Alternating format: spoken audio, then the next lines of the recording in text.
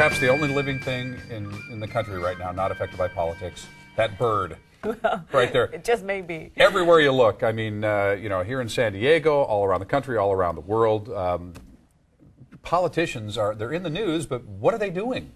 And why? And why? Yeah. So let's see if we can make some sense out of some of the headlines today with our political analyst, John Dadian. Let's start, John, thanks for being here, first of all, morning. this morning. Let's start with Herman Cain and what's unraveled in the past few weeks. Women coming forward with allegations against him. He was once one of the front runners in some of the early polling, certainly not in that position anymore. What's next for him? What does he do at this point? I think tries for the vice president slot. He's kind of stabilized, but he's still dropping. Ironically, his fundraising, so he's still got some support. His fundraising is doing quite well since the scandal, and that surprises me. That's one of the things in politics, though, that we are seeing these days, is that once people get entrenched, whether it's behind a certain candidate or a certain political point of view, it almost doesn't matter what the arguments against are sometimes. They kind of stick to their guns on stuff. And maybe that's what we're seeing here a little bit with Herman Cain. That's exactly what you're seeing. Absolutely. I mean, he was the new fresh face, etc. Had some creative ideas. But I think what you're really saying, which I've advocated for many years, is once you try to start at the very top for your first run in office, it's usually a disaster. There's numerous examples. And you weren't crazy about his wife's interview. You don't think that came off especially well? I don't know what they were thinking because, again, what they should have done is done a run-through with her, and they would have seen how bad she was. I mean, when she made the statement that that's not the Herman that I know, for somebody to say that he'd have to have a dual personality, well, you know what my reaction was? She raised the specter of him having a dual personality. That explains it to me. Right. It's possible because it is so bizarre, those type of things. And again, if you want to use the opposite example in presidential history, when during the '92 campaign, when all the Clinton bad stuff came out, Hillary came right on. She was criticized for using the Tammy Wynette and says, I'm standing by my man, but let me tell you something. She is an example of how you did it right. She was forceful. She was strong. She didn't equivocate. That's what you need to do. Mrs. Cain did not do that. What you said there, and I want to just stop for a second because as an insider, you know this. You said they should have done a run-through. Oh, absolutely. That's what they do in politics. They practice things before they ever go in front of the cameras.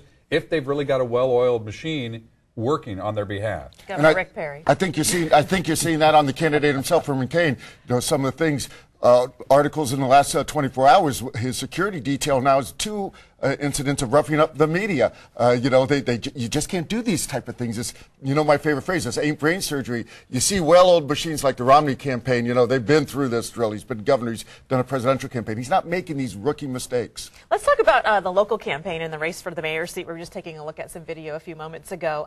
The San Diego police chief has now endorsed Bonnie Dumanis. No. Did I have that wrong? It's not San Diego Police Chief. It's San Diego Sheriff and Police Chiefs Association. Okay, thank you. San Diego Police Chief's an appointed person, so he doesn't endorse. Believe me, I know. But it's their association, which is comprised of, the way law enforcement works, as you well know, Mark, in San Diego, you have the Sheriff's Department, which patrols unincorporated and 9 incorporated cities. Then you have 9 other police chiefs. So they have an association. So that's the association that's endorsed District Attorney Dumanis. What's the difference between that and the line officer's endorsement of Nathan Fletcher? Huge difference. What the line office is called the San Diego Police Officers Association, POA, and they're an association of all the officers. It's over 2,000 members that belong to that, and that's the one that's endorsed Nathan Fletcher. Interesting endorsements. What Bonnie gets is she actually goes with her campaign theme, that she's the experience. So she's got these senior people, but keep in mind, it's only comprised of the actual top heads. So in other words, about 20, organizations that endorse her. Nathan says that I've got an organization that has 2,000 members and plus their dues-paying members, which the other association doesn't have. So not only are they saying to their 2,000 members, vote for this guy, but they're also saying, we're going to do probably an independent expenditure. We'll have money for you. So really is an apples and oranges endorsement. The POA is the one everybody wants, without a doubt. It's certainly a marathon, not a sprint, so there's a lot of time left in all. But time is zipping quickly. This is going to be here for us. Filing opens in March and the election's in June. Okay.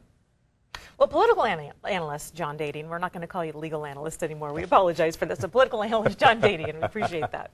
Thank you. All right, John, thank you so much as always. Here's a look at what's coming up in the 7 and 8 o'clock hours this morning. We're going to